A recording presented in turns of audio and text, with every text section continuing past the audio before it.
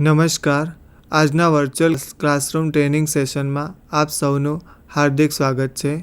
આજે હું આઈટીઆઈમાં ચાલતા ટ્રેડ ડ્રાફ્ટમેન સિવિલ ને અંતર્ગત આવતા લેશન ફાઉન્ડેશન ઓફ બ્રિજીસ અને કેશન્સ વિશે આપ સૌને તાલીમબદ્ધ માર્ગદર્શન પૂરું પાડીશ. આપણે આગળ જેમ જોયું ઇન્ટ્રોડક્શન ઓફ બ્રિજ એન્જિનિયરિંગમાં સબસ્ટ્રક્ચર ઓફ બ્રિજીસ અને સુપરસ્ટ્રક્ચર ઓફ બ્રિજીસમાં જોયું હતું કે બ્રિજ કોને કહેવાય, તેના કમ્પોનન્ટ પાર્ટ શું છે, તેના અલગ અલગ પાર્ટ્સ કયા છે, સુપરસ્ટ્રક્ચરના કોમ્પોનન્ટ પાર્ટ્સ કયા છે તેના વિશે ચર્ચા કરી, બેરિંગ વિશે ચર્ચા કરી, પુલની જે સાઇટ સિલેક્ટ કરીએ ત્યારે કયા કયા મુદ્દાઓને ધ્યાનમાં રાખવા તેના વિશે ચર્ચા કરી, સબસ્ટ્રક્ચરમાં કયા કયા ટાઈપ્સ આવે, તેના કયા કયા પ્રકારો આવે તેની ચર્ચા આપણે આમાં કરીશું. અને પાણીની અંદર જ્યારે બ્રિજ બનાવવો હોય ત્યારે કોફર ડેમ અને કેસન બનાવવામાં આવે છે, તો કેસનની પણ ચર્ચા આ ચેપ્ટરમાં કરીશું. તો ફાઉન્ડેશન ઓફ બ્રિજ અને કેસનની ચર્ચા આ ચેપ્ટરમાં કરીશું.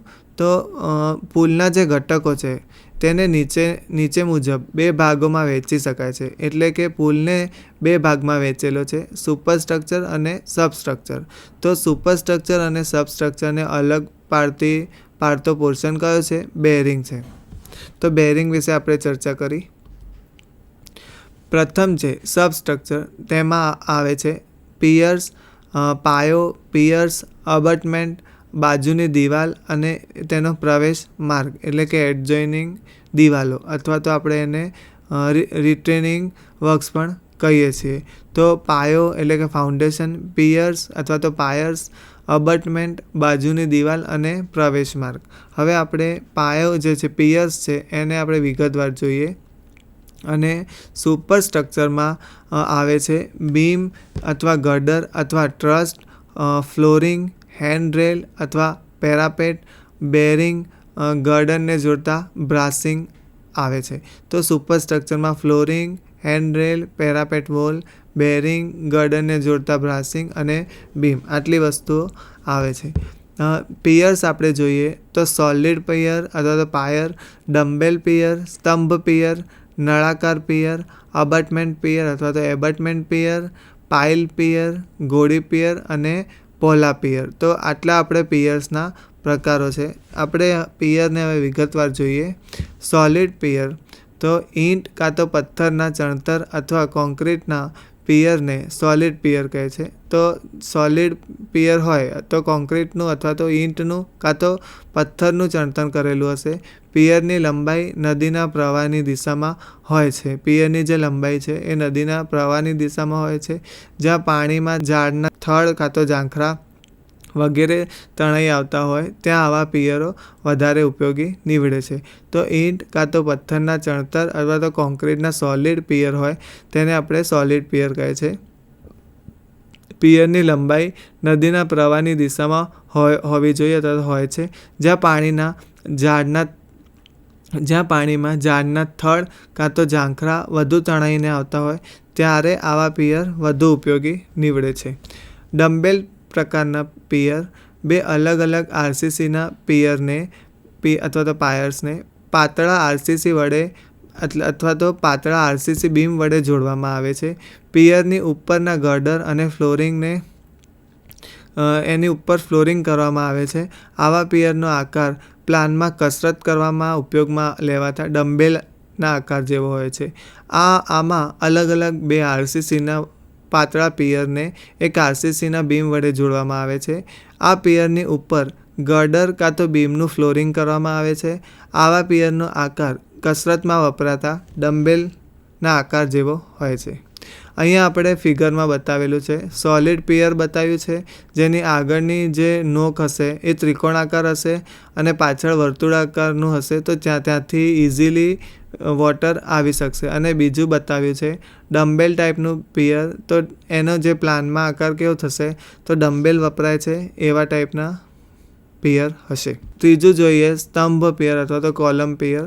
સિમેન્ટ અથવા તો કોન્ક્રીટના થાંભલા ઊભા કરી તેના ઉપર પુલનો ઉપરનો ભાગ ટેકવવામાં આવે છે અને જ્યારે જરૂર પડે તો બંને સ્તંભોને યોગ્ય સ્થિતિમાં રાખવામાં આવે છે અને તેના માટે બ્રાસિંગ અથવા તો આપણે તાણિયા કહીએ છીએ અથવા પડદીની દિવાલ બાંધવામાં આવે છે. તો અહીંયા ફિગરમાં દેખાઈ શકાય છે.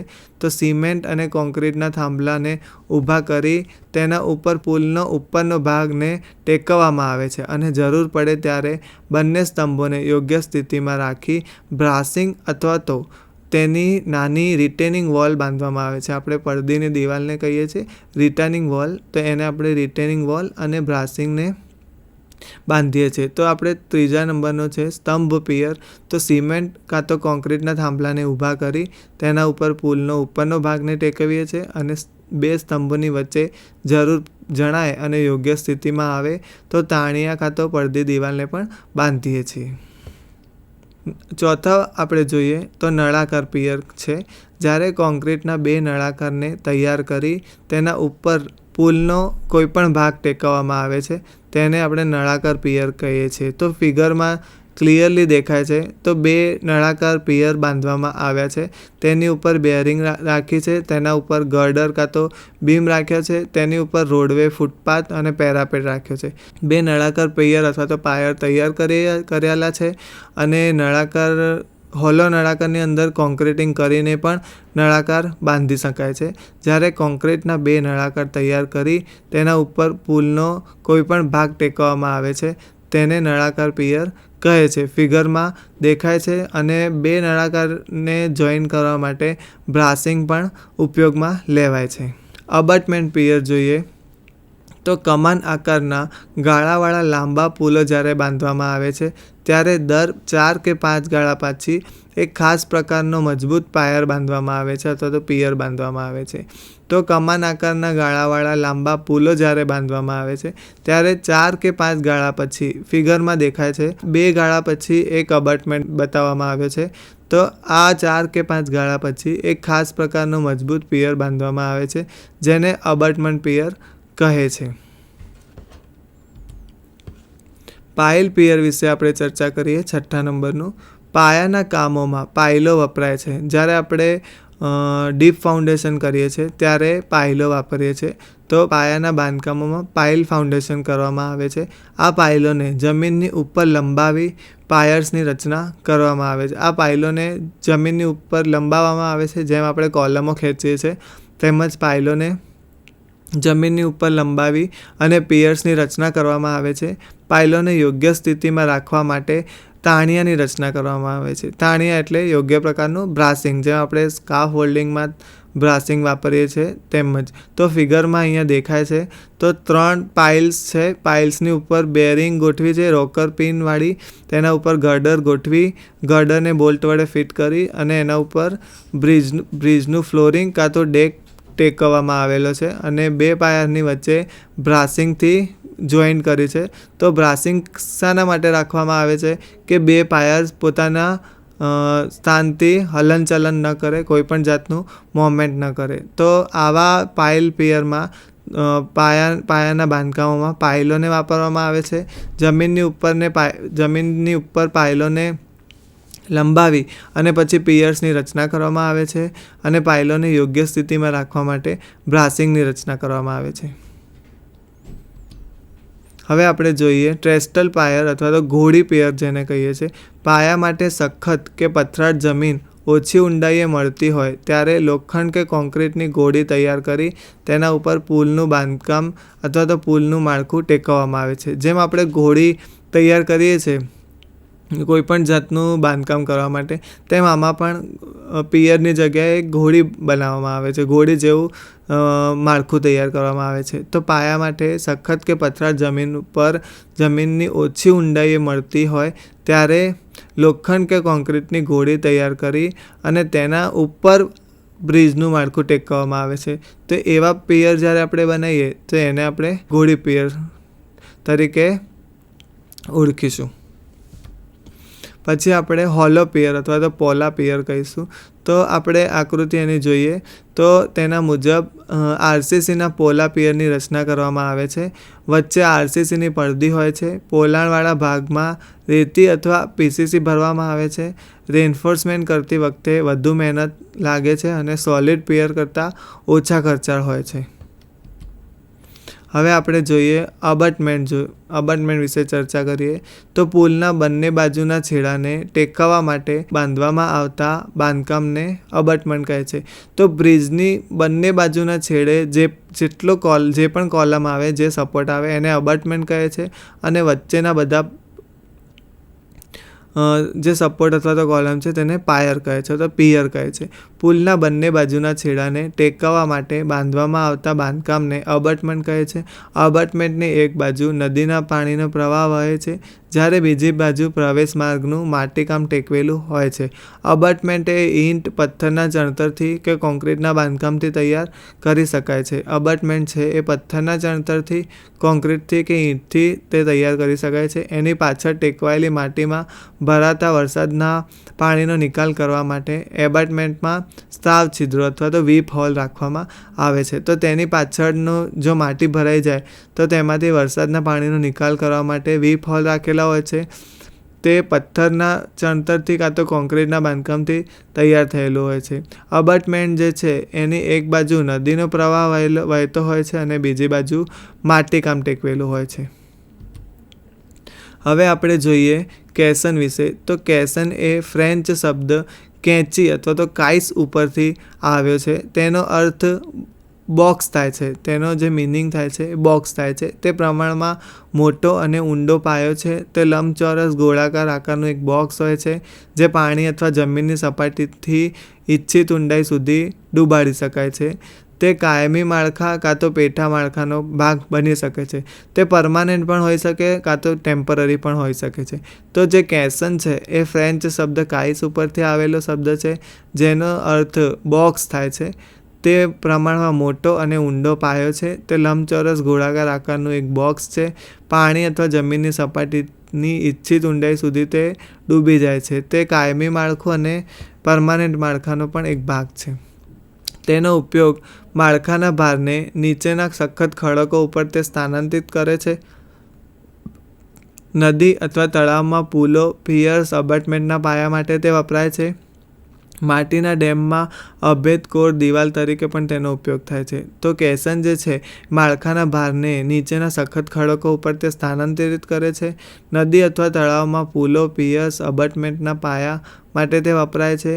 માટીના ડેમમાં તે અભેદ્ય કોર દિવાલ તરીકે પણ તેનો ઉપયોગ થાય છે. તેના પ્રકારોમાં આપણે જોઈએ તો ફર્સ્ટ છે બોક્સ કેસન, બીજું છે વેલ પ્રકારનું કાં તો ઓપન કેસન અને ત્રીજું છે નિયોમેટ્રિક કેસન. કેસનના પ્રકારોમાં આપણે જોઈએ ફર્સ્ટ બોક્સ કેસન. તે એક મજબૂત પાણીનું ચુસ્ત બોક્સ છે જે ટોચ ઉપર જ ખુલે છે અને તળિયું તેનું બંધ હોય છે. તે સ્ટીલ, આરસીસી અને લાકડાનું બનેલું હોય છે. તેનો ઉપયોગ છીછરા ઊંડા અને ઓછા વજનવાળા બાંધકામ માટે થાય છે. તો બોક્સ કેસન વિશે જોઈએ. તે મજબૂત પાણીનું બોક્સ છે. મજબૂત અને ચુસ્ત બોક્સ છે. તે ઉપરના ટોચ ઉપર ખુલે છે અને તળિયેથી તે બંધ હોય છે. એટલે ઉપરથી તે ખુલ્લું અને તળિયેથી બંધ હોય છે. તે આરસીસીનું, સ્ટીલનું કાં તો લાકડાનું બનેલું હોઈ શકે. તેનો ઉપયોગ છીછરા ઊંડાવાળા પાયા કાં તો ઓછા વજનવાળા પાયા હોય તેના માટે જ થાય છે. તે જમીનની ઉપર બાંધવામાં આવે છે. તે જ્યારે બની જાય ત્યારે તેને ફ્લોટ કરવામાં આવે છે. એટલે કે પાણીની ઉપર ફ્લોટ કરવામાં આવે છે અને પિયર સાઇટ ઉપર તેને લોન્ચ કરવામાં આવે છે. જ્યાં પણ કોલમ બાંધવાનો હોય ત્યાં આગળ તેને લોન્ચ કરવામાં આવે છે અને પછી તેને જે તે સ્થિતિમાં મૂકી દેવામાં આવે છે. કેસનની અંદર ખાલી જગ્યામાં રેતી, કાંકરી, કોન્ક્રીટ ભરો તો તે ડૂબી જાય છે. જે સ્થળે કેસન બેઝ સિંક થશે તે સમતલ હોવો જોઈએ. બોક્સ કેસનનો ઉપયોગ એવા સ્થળોએ જ થાય છે જ્યાં જમીનની નજીક પૂરતી બેરિંગ ક્ષમતાનો સ્તર ઉપલબ્ધ હોય. તો તે જમીન ઉપર બાંધવામાં આવે છે. જ્યારે તે બની જાય ત્યારે તેને ફ્લોટ કરવામાં આવે છે. પિયરની સાઇટ ઉપર તેને લોન્ચ કરવામાં આવે છે અને જે તે સ્થિતિમાં મૂકવામાં આવે છે. કેસનની અંદર ખાલી જગ્યામાં રેતી, કાંકરી, કોન્ક્રીટને ભરો તો તે ડૂબી જાય છે. જે તે સ્થળે કેસનને સિંક કરવાનો હોય તે સમતલ હોવો જોઈએ. બોક્સ કેસનનો ઉપયોગ એવા સ્થળોએ કરવામાં આવે છે જ્યાં જમીનની નજીક પૂરતી બેરિંગ ક્ષમતા મળી રહે. નદીના પટ્ટાની નરમ કુદરતી તળિયાની માટીને કેટલીક ઊંડાઈ સુધી બહાર કાઢી દેવામાં આવે છે. જ્યારે કેસન સિંક થશે ત્યારે કુદરતી તળિયાથી જે માટી હશે તેને અમુક ઊંડાઈ સુધી બહાર નીકાળવામાં આવે છે. આ રીતે માટીથી ઢગલા કરવામાં આવે છે અને જમીનને સમતલ કરી દેવામાં આવે છે. જેટલી માટી નીકળશે દરિયામાંથી અથવા તો નદીમાંથી તેના ઢગલા કરવામાં આવે છે અને જમીનને સમતલ કરવામાં આવે છે. રેતીના સ્તરનું કાર્ય નીચેની જમીન પર સુપરઇમ્પોઝ્ડ લોડને સમાનરૂપે વિતરિત કરવાનું છે. જે રેતીનું સ્તર છે એનો કાર્ય એવું છે કે તે સુપરઇમ્પોઝ્ડ લોડને સમાનરૂપે વિતરિત કરે છે અને આમ કેસનને નમેલું રાખે છે. અહીંયા આગળ એક બોક્સ કેસનની ફિગર બતાવી છે. એમાં 4 હોલો પોર્શન હશે. તેની અંદર રેતી, કોન્ક્રીટ કે એવું કંઈ ભરી શકાય છે. નીચે સેન્ડનું બેડ પાથરવામાં આવે છે અને આ બધો જ એરિયા પહેલાં એની અંદરથી પાણી બધું નીકાળવામાં આવે છે. એટલે એક નળાકાર સિંક કરવામાં આવે છે. તેના પછી બોક્સ કેસનની રચના કરવામાં આવે છે. હવે આપણે જોઈએ વેલ કેસન. એક સિંગલ દિવાલવાળું ખુલ્લું કેસન અને એક ડબલ દિવાલવાળું કેસન. સિંગલ દિવાલવાળું કેસનમાં જોઈએ તો આ એક બોક્સ પ્રકારનું માળખું છે જે ઉપર અને નીચેથી ખુલ્લું હોય છે. મુખ્યત્વે ઊભી દિવાલો ધરાવે છે. નિર્માણની પદ્ધતિમાં જ્યાં જરૂરી હોય ત્યાં યોગ્ય પદ્ધતિ અપનાવી વિસ્તારને ડી-વોટરિંગ કરવામાં આવે છે. એટલે કે સ્થળને સૂકું બનાવવામાં આવે છે. યોગ્ય કદનો આશરે 3 થી 4 મીટરનો ખાડો ખોદી તેમાં કેસન ડૂબી શકે તેવો ખોદવામાં આવે છે.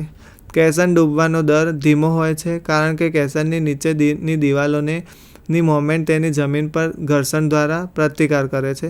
કેટલીક વખત સ્ક્રીનનું ઘર્ષણ એટલું વધી જાય છે કે માટીને અંદરથી સાફ કરી અને કટિંગ ધારને બહાર કાઢવામાં આવ્યા પછી પણ તે ડૂબતી નથી. આવી પરિસ્થિતિમાં આઈસ, ગોટ, રેલ વગેરેના રૂપમાં વધારાના વજન સાથે કેસનને ડૂબાડવામાં આવે છે. તો જ્યારે પણ કેસન સિંક ના થાય ત્યારે રેલ, આઈ-ગોટ વગેરેથી એને વજન આપી અથવા તો હેમરિંગ કરી અને એને ડૂબાડવામાં આવે છે. કાં તો એની જે એડ્જ છે એને બ્લેડથી શાર્પ કરવામાં આવે છે તો પણ એ અંદર સિંક થાય છે. અહીંયા આગળ એક વેલ ફાઉન્ડેશન બતાવ્યું છે, એટલે કે વેલ કેસન બતાવ્યું છે. હવે વેલ કેસનમાં ઉપરથી બંધ હોય છે અને નીચેથી ખુલ્લું હોય છે. બોક્સ કેસનમાં નીચેથી બંધ હોય છે અને ઉપરથી ખુલ્લું હોય છે. હવે આપણે ત્રીજા નંબરનું કેસન જોઈએ અને મોસ્ટ ઇમ્પોર્ટન્ટ કેસન છે નિયોમેટ્રિક કેસન. આ પ્રકારના કેસન એ ઉપરના ટોચ પરથી બંધ હોય છે અને તળિયેથી ખુલ્લું હોય છે. તો વેલ ટાઈપનું જે કેસન છે એના જેવું જ હોય છે. તળિયેથી ખુલ્લું હશે અને ઉપરથી બંધ હશે. કોમ્પ્રેસ્ડ હવા અંદર નાખી પાણીને કેસનમાંથી પાણીને બાકાત રાખવામાં આવે છે. તો અંદર કોમ્પ્રેસ્ડ એરનું દબાણ ચલાવવામાં આવે છે જેથી નીચેથી કેસનમાં પાણી એન્ટર ન થઈ શકે. આ નિયોમેટ્રિક કેસનનું બાંધકામ એ ઉપર જે પ્રકારો વર્ણવ્યા તેવું જ છે, સિવાય કે વર્કિંગ ચેમ્બર અને સ્ટાફ એરટાઇટ બનાવવામાં આવે છે. તેનો જ્યાંથી કારીગરો અથવા તો સ્ટાફનું અવર જવર છે એને એરટાઇટ બનાવવામાં આવે છે અને તેનું વર્કિંગ ચેમ્બર કોમ્પ્રેસ્ડ એરવાળું હોય છે, એટલે અંદરથી પાણી પ્રવેશી ન શકે. કામદારોને કેસનની નીચેનું ખોદકામ હાથ ધરી શકાય છે. પાણીને અંદર આવવાનો માર્ગ ન મળે તેથી કોમ્પ્રેસ્ડ એરને હવાના દબાણથી આપવામાં આવે છે.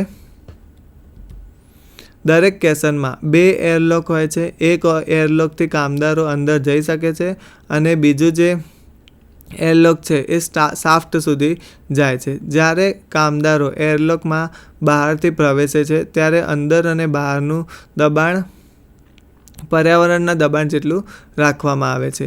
તેના પછી બહારનો દરવાજો બંધ કરી દેવામાં આવે છે અને અંદરનું દબાણ ધીમે ધીમે વધારવામાં આવે છે. જ્યારે એરલોકના અંદરનું દબાણ એ કેસનના દબાણ જેટલું થઈ જાય ત્યારે એરલોકનો દરવાજો જે એર શાફ્ટમાં ખુલે તેને ખોલી દેવામાં આવે છે અને કામદારોએ એર શાફ્ટમાં સીડીની મદદથી જઈ શકે છે. તો આમાં શું થાય છે કે જ્યારે અંદર કામદારો જશે ત્યારે હવાનું વાતાવરણ અને અંદરનું વાતાવરણ અલગ અલગ હશે. તો ત્યારે કેસનમાં જ્યારે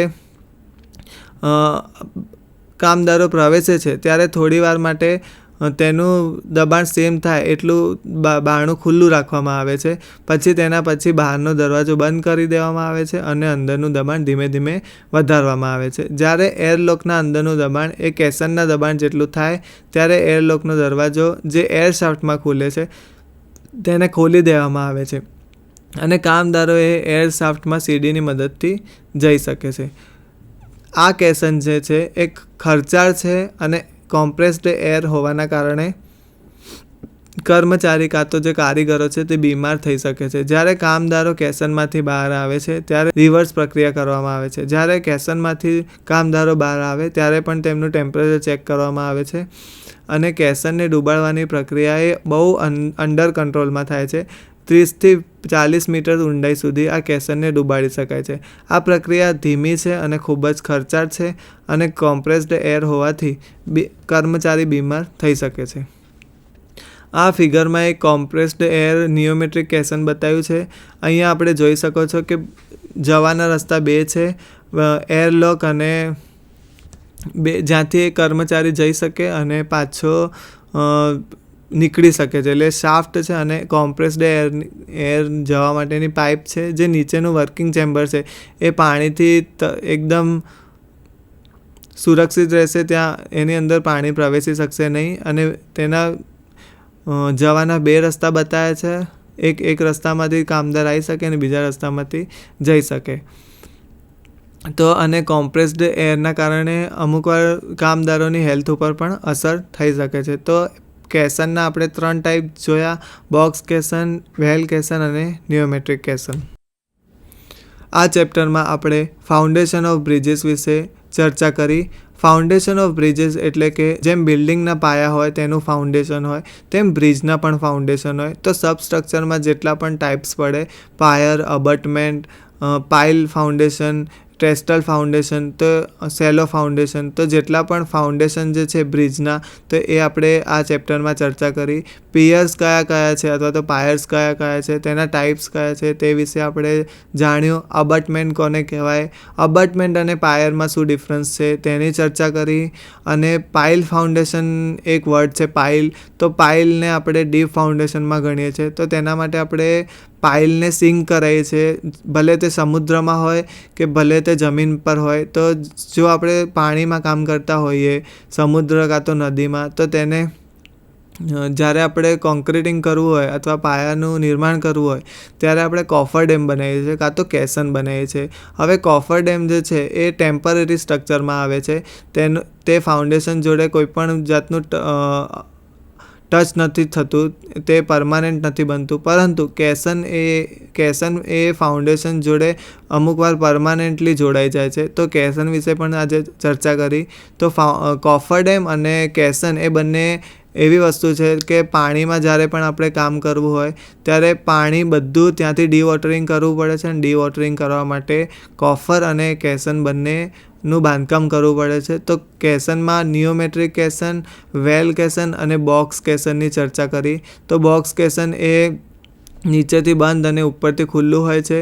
વેલ કેસન એ નીચેથી ખુલ્લું અને ઉપરથી બંધ હોય છે. અને નિયોમેટ્રિક કેસન નીચેથી ખુલ્લું અને ઉપરથી બંધ હોય છે. તો 3 કેસન વિશે ચર્ચા કરી, પિયર્સના ટાઈપ વિશે ચર્ચા કરી. તો આ ચેપ્ટર વિશે જે ડ્રાફ્ટમેન સિવિલ ટ્રેડ કરતા હોય તેવા સ્ટુડન્ટને બ્રિજ એન્જિનિયરિંગ વિશે, બ્રિજ એન્જિનિયરિંગમાં સુપરસ્ટ્રક્ચર અને સબસ્ટ્રક્ચર જે આવે છે, તો સબસ્ટ્રક્ચરમાં કયા કયા ટાઈપ્સ આવે છે તે વિશે જાણવા મળ્યું. અહીં આપણે આ પ્રકરણને પૂર્ણ કરીએ છીએ. અસ્તુ.